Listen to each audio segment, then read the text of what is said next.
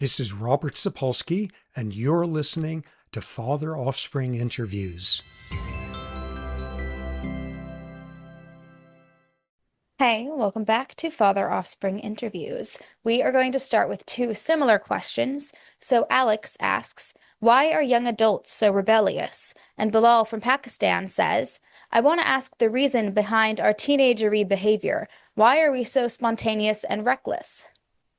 The answer is very simple. After we get through the unsimple question of whether teenagerness is actually a real biological thing, is it just a cultural construct in some cultures as the age of maturity has been pushed back later as the age of expectation of responsibility, so that somewhere between puberty and when everyone agrees you should be calming down, we call this thing adolescence? Is it a real thing? Or again, is it just a construct? Is adolescence like being a half-baked adult, or is like being a child past its expiration date, let out of the refrigerator? Most of the evidence suggests that it is, in fact, biologically a unique stage in that there's endocrine stuff, there's endocrine hormonal profiles that are different than you see in either kids or adults. It does seem to be universally a biologically unique stage. What's not clear or what's not universal is that it's a stage of rebelliousness, of pushing back against authority that may be a Western invention, but it's certainly not a universal one. What is universal, though, is what's brought up, which is teenage, adolescent, juvenile emotional makeup, emotional interests, risk taking, novelty seeking, sensation seeking, impulse control issues, a high emphasis on conformity. Now, the neurobiological explanation for that is completely straightforward, and we've noted this before, so just to review quickly, you got your part of the brain that's about reward and anticipation and emotion and motivation and your dopamine pathways in your brain. For aficionados, the ventral tegmental area projecting to the nucleus accumbens. That is basically up to speed by the time you're full blast puberty. So going through adolescence, your dopamine reward system, shorthand, is in full bloom. Meanwhile, the most important counter to that is, you guessed it, the prefrontal cortex. And as noted a number of times, it isn't fully developed until you're about 25 years old. The last part of the brain to fully mature. What does the prefrontal cortex do? It makes you do the hard thing when that's the right thing to do. Why does it need a quarter century to mature into that? Because your genes can't code for what counts as the right thing in your society. It takes a long time to learn that stuff, to learn your society's rules, to learn your society's hypocrisies. One fascinating implication of that is, if that's the last part of your brain to fully mature, by definition, it's the part most sculpted by environment and least constrained by genes. All right, so we've got this discrepancy. By the time you're in adolescence, you've got the dopamine system going full blast while the prefrontal cortex is limping along, still doing its construction project. And it's that gap between those two curves that explain everything. This is why adolescents act in juvenile ways and juveniles act in adolescent ways. This is where all of the novelty seeking, impulse control, where all of this stuff comes from. So a great example of that, up in the Sierra Mountains, there's a spot called California Cavern where you can rappel down and you go about 5 feet worth of rock that you've got a foothold on. And then there's a 180-foot drop down there way below. And you talk to the state park rangers there who work there, and there's archaeologists who occasionally have dug up some bones from way down at the bottom, bones that are centuries old, millennia old, Native American bones. And what are they always? They are always from adolescent males. Adolescent males who decide, whoa, let's look down this hole and take another step. And 600 years later, somebody's doing a thesis on your collarbone or whatever's left down there. Adolescent risk-taking adolescent, novelty-seeking, sensation-seeking adolescent vulnerability to conformity. Two great studies that tap into that conformity element. One of them, you sit down your subject at one of those driving simulators and where you can go really fast and get into crashes or hopefully not. And what you see is when you have adults doing a driving simulation test, you do it under two conditions. They're sitting there by themselves, or a peer member, another adult of their same age group is there right next to them, and it has no effect on their driving. In contrast, you take an adolescent who's at this driving simulator and you put another adolescent next to them, and they get egged on. They drive faster. They drive more recklessly. So a conformity effect. Another version of it, a brain imaging study, take some adult, stick them in a brain scanner, and say something like, you know, when you think about yourself, what are the attributes that come to mind? And you see a pattern of activation of certain brain regions. And then you say, when other people are thinking about you, what are the attributes they have come to mind? And what you see is a partial overlap. Take a teenager, ask the same question, and how do you think of yourself? And how do you think other people think of you? And there's a complete overlap. How do you think of yourself? Exactly like everybody else thinks of me, because that's all I want to be. I want to conform. I don't want to be discrepant in any way there. All right.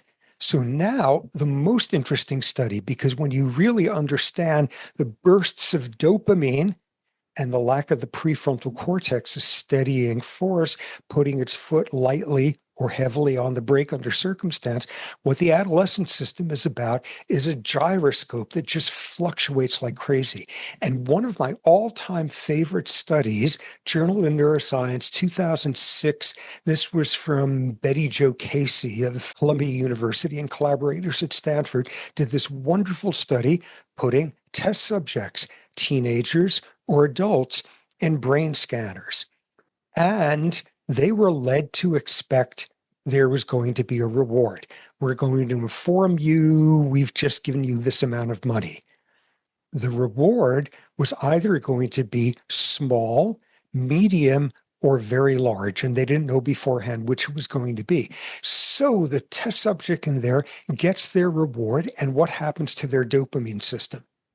You give them the middle-sized reward, and the adult has a moderate activation of their dopamine system, and the teenager has the same exact moderate activation. Okay, now you give them the big reward, and the adult, a bigger boost in dopamine. The teenager, dopamine goes flying up through the roof. It's louder, it's more exciting, it's magnified. Now, the most interesting finding, you give them the small reward, and the adult has a little bit of a rise. And what do you see in the adolescent? There's no rise. It drops. For a kid in the scanner there, expecting a reward, it could be big, it could be medium, it could be small. A small one is adversive. A small one is a negative stimulus. So what we see there is just how much this gyroscope can wobble way out of whack. The highs are higher, the small highs become negatives.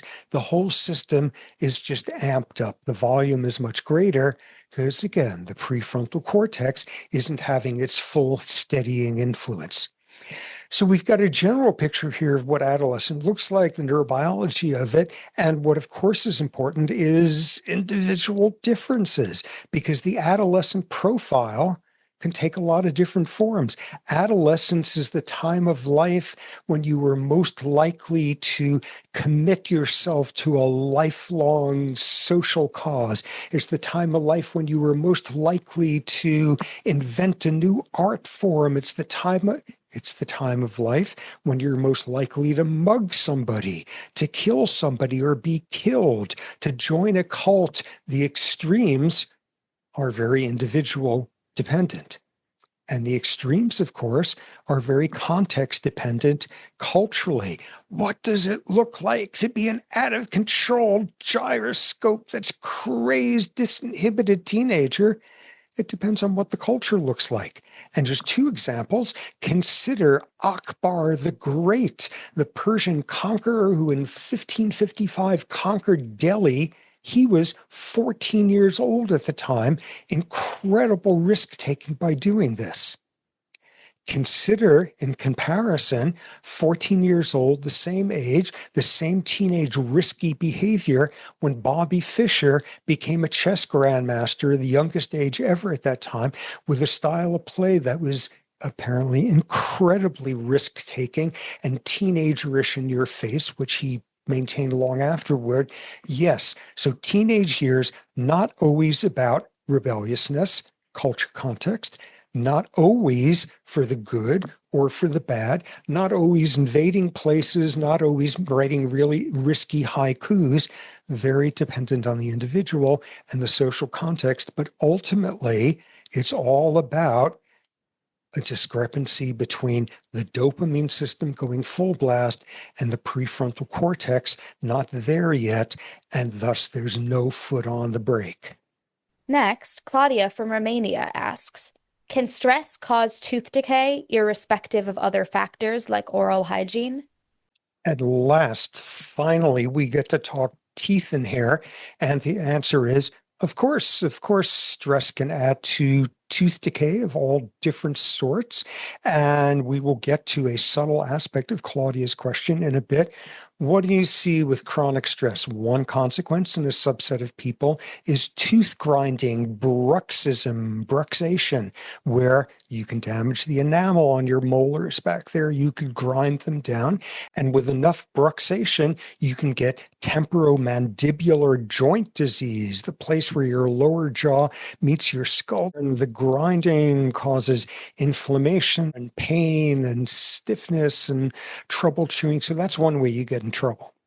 Then, as we all know, whenever we're lectured by the dentist, our mouths are full of bacteria coating our teeth, among other places, the part on your teeth called the bacterial biofilm. And what happens during stress? You make more of the typically bad bacteria there. Why is that? For example, chronic stress, you're activating the sympathetic nervous system, norepinephrine, along with glucocorticoids, but it seems to be the sympathetic nervous system here that promotes the growth of some of the mouth bacterial species. More importantly, your immune defenses against the bacteria are damped down because that's one of the features of chronic stress. Worry about your mouth bacteria some other time. Don't worry about it right now while you're running away from the lion. Do it chronically so you're getting more bacteria and less means of cleaning them up. So what happens when your biofilm accumulates? You get gingivitis, which is gum inflammation, and you can get wearing down of the enamel. You get cavities in your teeth and enough of the gum inflammation, and you begin to lose bone mass in your teeth and they get loose. And that brings us into another bad consequence of chronic stress. Bone mass, your bones are made of calcium. And of course, you should be drinking your vitamin D milk to get enough calcium. As we get older, we are less able to fight decalcification, loss of calcium content in our bones, including in our teeth. And what does stress do? Stress sits there and says, you're running for your life. There's a lion behind you. Stick calcium in your incisors some other time. Don't waste energy on it right now. So the gingivitis accelerates calcium loss in your teeth, and you're not replacing it. You're not recalcifying your bones, your tooth bones, your tooth roots at the normal rate because of the chronic stress. Finally, where do all these bacteria get you? Stress-induced bad breath. Now, what's interesting is you look at this literature, and I was struck by like 90% of these studies are done on dental students, where it seems like not only do they have to learn how to be dentists, but they also wind up being all these test subjects in dental student gingivitis tendency during and after and before exam periods, things of that sort. Dental students are the backbone of our understanding of stress-related dental disease. Of course, what we're seeing here are correlations. When you look at people with dental diseases, temporomandibular this and gingivitis that, what you see is, as one might guess, elevated levels of the sympathetic nervous system, elevated levels of glucocorticoids. Great, just what you would expect to see. Which comes first? Horse and cart, mere correlation, causality in which direction. And for a sense of that, you got to switch over to experimental studies with lab rats. And in the process of that, I noted one great title paper. I wrote it down here: Stress-Induced Depression and Its Effects on Tooth Wear in Rats. Experimental studies where what you show is if you manipulate glucocorticoid levels and sympathetic nervous system, epinephrine, norepinephrine levels in rats, raise them up, they're more prone towards dental diseases. If you stress them chronically and you block some of the effects of these stress hormones in the mouth, you don't get as much damage. So we've got some causality here. Now, amid all of that, Claudia asked a critical component. She said, does stress cause tooth problems independent of changes in oral hygiene? Everything I've been talking about here is the physiology of stress doing pathophysiologic things to your mouth. How about the critical mediating step in there that when people are stressed, their behavior changes and oral hygiene tends to go down the tubes? Careful study has shown that when people are stressed, they not only brush their teeth less often, but they brush it for a shorter bout, and no doubt they're not as vigilant in what they're doing with the thistles. And when people are stressed, they tend to eat more high fat, high sugar diets. They tend to consume more alcohol. They tend to smoke more, all of which are bad for the teeth. So, of course, the question is how much of the damage that comes with chronic stress due to the fact that you're eating yodels around the clock versus what your immune system is doing to bacteria in your tooth roots. This brought up a great study from the Fourth Medical Military University in China. And the other week, we were talking about some of my favorite experimental designs, the cloverleaf highways to have 4 different mouse populations in there, a few other examples of that. I wish I had already read this study because this one is wonderful. It uses what is called the split mouth approach, which is you get your test subjects, and it's a 2x2 matrix there. Subjects either take care of their teeth or don't. Subjects are either stressed or not. So, of course, you have individual differences because some people start off with rotten teeth and other ones have healthy ones. Here's what the split mouth design is. These volunteers brush the top half of their teeth on the left side and the bottom half on the right side, and don't brush the opposite sides while they spend the next month being stressed or not stressed. Totally cool design. And what do you see? The stress itself does bad things to oral hygiene. The neglecting the brushing does bad things. Put the two of them together, and synergistically, it does bad stuff. So yes, stress can be bad for your teeth, stress through direct pathophysiological mechanisms, and by way of the fact that our oral hygienic habits and our diets tend to go in unhealthy directions when we're stressed. To wrap up, Sibylla from Scotland/Austria says, could you shed some light on whether mRNA vaccines are actually damaging to the immune system long term? I'm hearing and reading far too much conflicting information on this, some of it probably from closet anti-vaxxers, so would be so grateful if you could explain this. Well, fools rush in. A mere episode or two ago, we tackled the whole deal of, is Donald Trump advising us with wisdom to avoid Tylenol and acetaminophen? And amid the absurdities of the notion that That's the cause of autism. We dissected that and saw there's a smidgen, a little bit of evidence that in a small subset of cases of autism, prenatal exposure to a lot of acetaminophen may have played a role. That was the somewhat giving them some credit conclusion there. Now, taking on the equally contentious wisdom coming out of Washington and from Health and Human Services by way of RFK Jr., it's the notion that mRNA vaccines are dangerous and should be banned. And we'll cut to the chase here and just say the criticisms are the work of medieval conspiracy theorists, and it is gibberish, and there's no basis for it. Okay, so let's start dissecting that. Right off the bat, what is a vaccine in principle? You got your immune system. What it does is it sends cells circulating around your body, and these immune cells are specialized in telling the difference between stuff in your body that's you and stuff that's not you. Self versus non-self. Every one of your cells has a signature, a U signature on its surface, so it could be identified as part of you. And invasive bacteria and parasites and viruses don't have those markers. They don't have your signature on it. That's noted by the immune system, and they are then attacked. You get an immune response. Now, where do vaccines come in with this?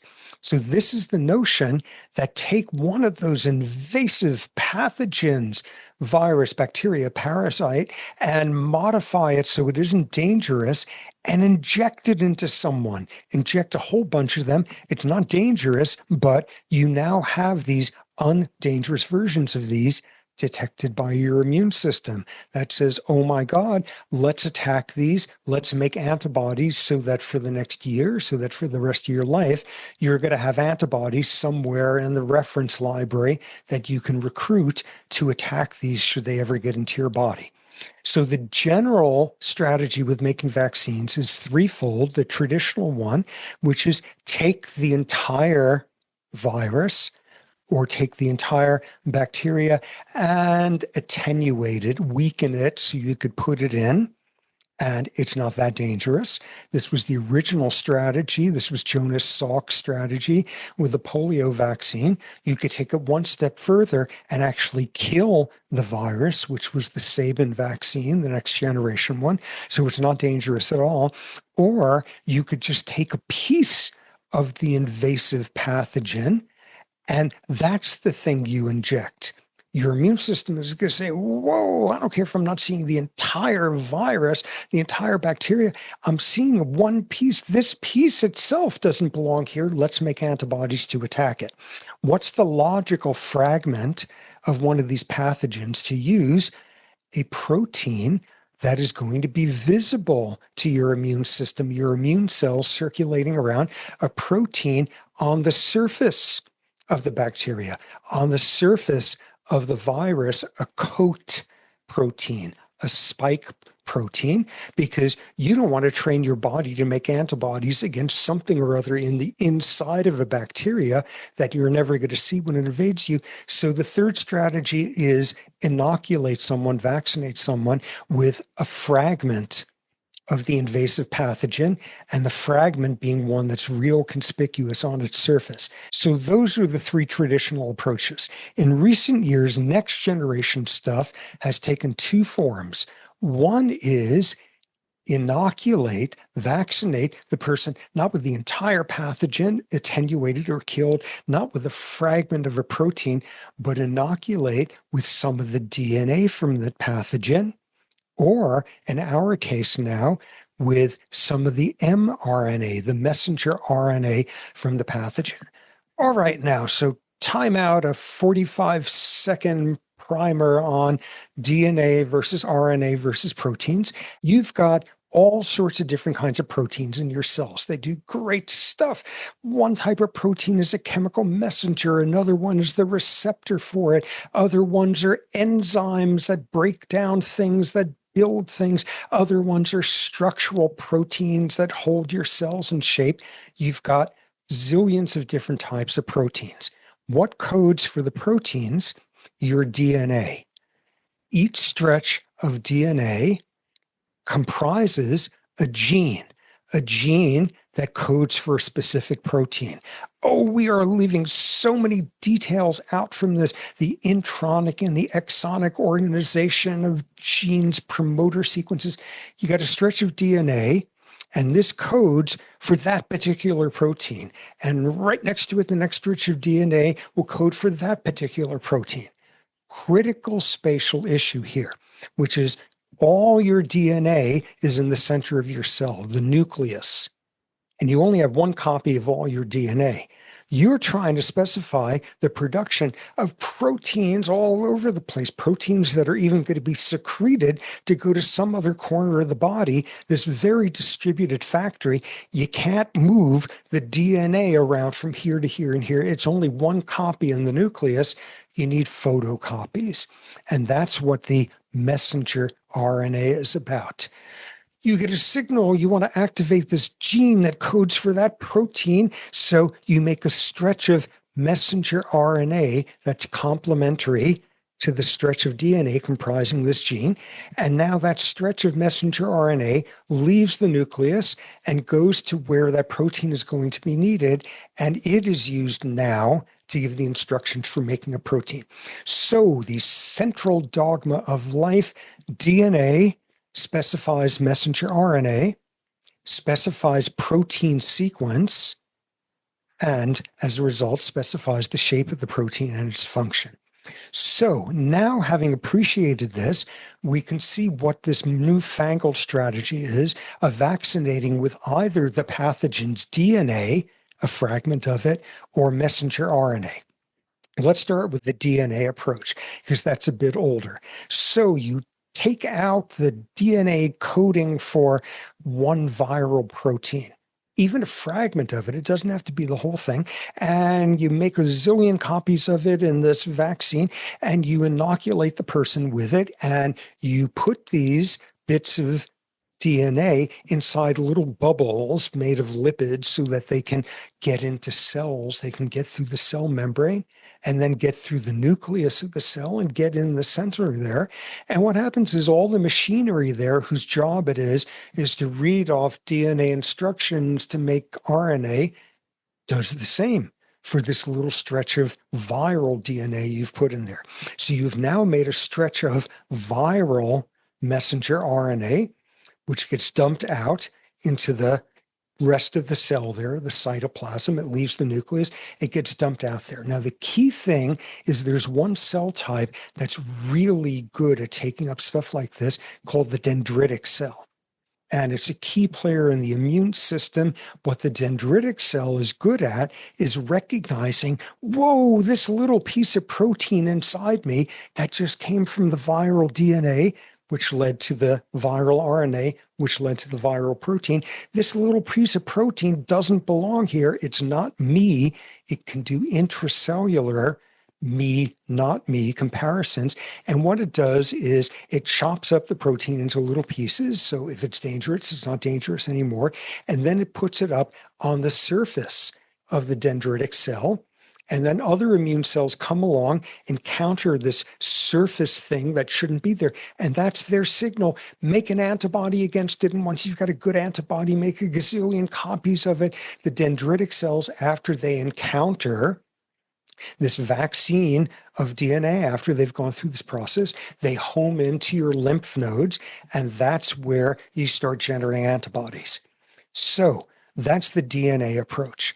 The messenger RNA approach is one step down the line. Instead of vaccinating with a fragment of viral DNA, you vaccinate with a fragment of viral messenger RNA. You sidestep this step of going from DNA to RNA. You start off right there, and it's the same thing. It's put into little lipid bubbles in the vaccine. It gets into your cells. It gets into dendritic cells. And this messenger RNA from the virus gives rise to that same fragment of viral protein, at which point your dendritic cell says, whoa, this is not me. Let's chop it up. Let's stick it up on the surface so that our other immune cell collaborators can bump into us and recognize this is something they now need to make an antibody against. So broadly, what are the advantages of this DNA RNA approach, making either type of vaccine versus attenuated vaccines or killed vaccines or a fragment of a coat protein or a spike protein on the surface, what are the advantages? Because this is very newfangled stuff. Now, the first advantage is a very striking one. Because when you inoculate someone with a dead version of a virus, it's just floating around outside your cells and it's encountered in your bloodstream in what's called the extracellular space. And that triggers one type of immunity called humoral immunity. And that leads to one whole bunch of immune defenses. And that's great. With DNA and RNA viruses, you have the chance to have this alien viral stuff outside your cells, and you could form that same humoral immunity, but then it gets into these dendritic cells that could then start a second process called cellular immunity. This process of them cutting up these fragments of this weirdo alien protein and sticking on the surface, you get two different branches of immune defenses triggered with DNA and RNA vaccines, as opposed to the traditional attenuated or killed or coat protein, spike protein version. So that's great. That was a big improvement. In general, the mRNA vaccines are viewed as even better than the DNA vaccines. How come?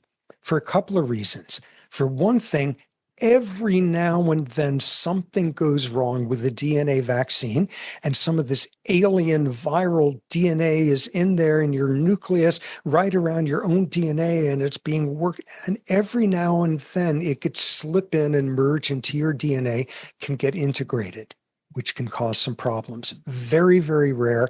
Nonetheless, that's impossible with the messenger RNA vaccines because it's one step later. Similar advantage derived from that is with the DNA vaccines, you now have to ask your body to go from DNA to RNA to protein. With the RNA vaccines, the messenger RNA vaccines, you've skipped one step, so it's faster, it's more efficient.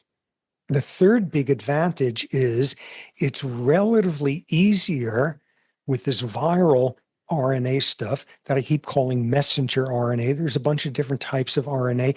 This one is messenger RNA. It is made as a template to this stretch of DNA specifying a gene, and it's now the messengers that go all over the cells to make the protein.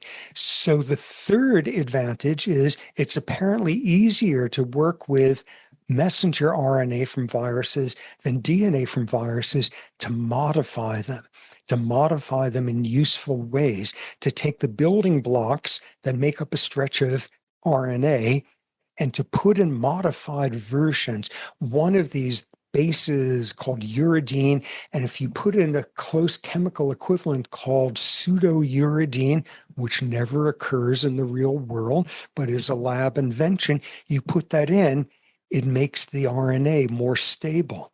You get more protein produced from it. Another modification you could make decreases inflammation caused by this alien thing. So you got more to play with the messenger RNA vaccines than with the DNA ones, and it's great and it's very exciting. And it's the basis of last year's Nobel Prize, the two people who pioneered the steps needed to begin to make these RNA vaccines.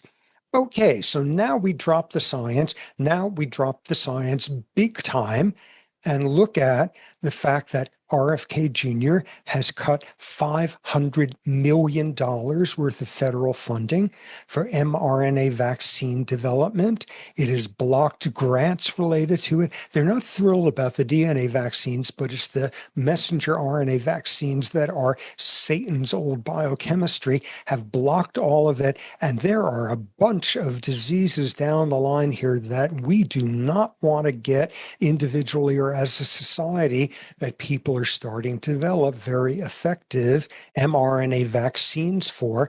And that ain't going to happen now, because the federal money is what allows the industries to jumpstart the process. Some really scary stuff down. Ebola virus, Marburg virus, which apparently puts Ebola virus to shame in terms of how quickly it melts you into a puddle.